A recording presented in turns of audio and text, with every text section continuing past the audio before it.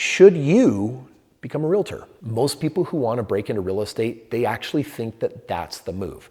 And sure, there are definitely loads of successful realtors out there, but you should know what it takes to become successful as an agent. One shot, now the future is yours. Go! Bottom line, should you become a realtor? Is this helpful if you want to invest in real estate? Is it a deterrent? Is it a smart career move based on where the economy is headed? Does it make sense?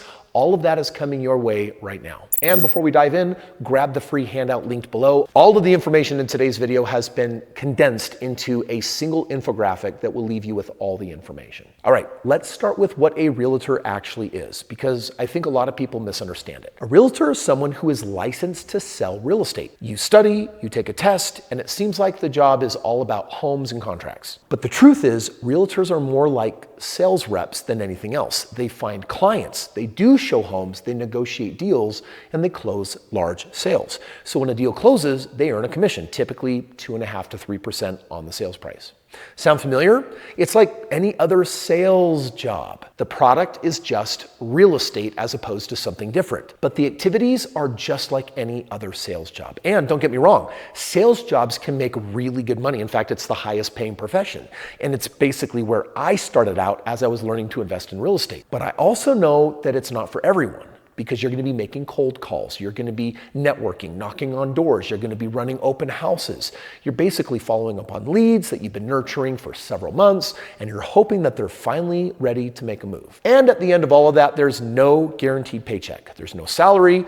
You only get paid on what you kill, the deals that you close. Now, everything that I just said is both really good news and really bad news. Because if you've wanted a profession that doesn't have a ceiling where you're like, hey, I really want to figure out how to not just to get to 6 figures, but multiple 6 figures, maybe 7 figures, this is great. Just like selling jets could be really great. And I think that where we're at in the real estate game, this could be really smart timing.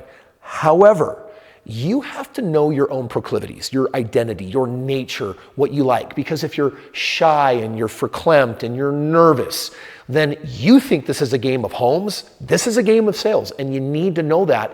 And do I believe that anyone can figure out sales? No. Those that do, they are hungry, they are tenacious, and they want to get on it. But make sure you understand that real estate is just the product. It's actually not the game. Now, according to the National Association of Realtors, 75% of real estate agents leave the industry within their first year. I can also tell you that the average agent only ever does 2 deals. And if they make 15 grand on a deal, that's like making 30 grand, but it's not what they hoped that it would become. Bottom line, 87% of realtors are gone within the first 5 years. And think about that. Strangely, it's not a very different statistic than the number of businesses that fail in the first 5 years. It's about 90%. And that's because there's a commonality. Going into sales and being a realtor is kind of like going into your own business. It's like you got to generate the lead. You got to have the gumption every day to like wake up and do your meetings. No one's going to tell you to clock in or clock out between 9 and 5. You are responsible for becoming self-made, which is why 87% are out of the game in the realtordom and 90% of businesses fail also within the same first 5 years. Now, nearly 9 out of 10 people who get their real estate license end up quitting. And agents with 2 years or less experience earned a median income of $8,100 in 2024. That's not a typo. That's $8,000 for an entire year. And they probably weren't full-time, but the game didn't turn out the way that they wanted. Now, if you want to kill it as a realtor, at the end of this video, I'm going to share with you like the ultimate bulletproof game plan that will help you absolutely crush it.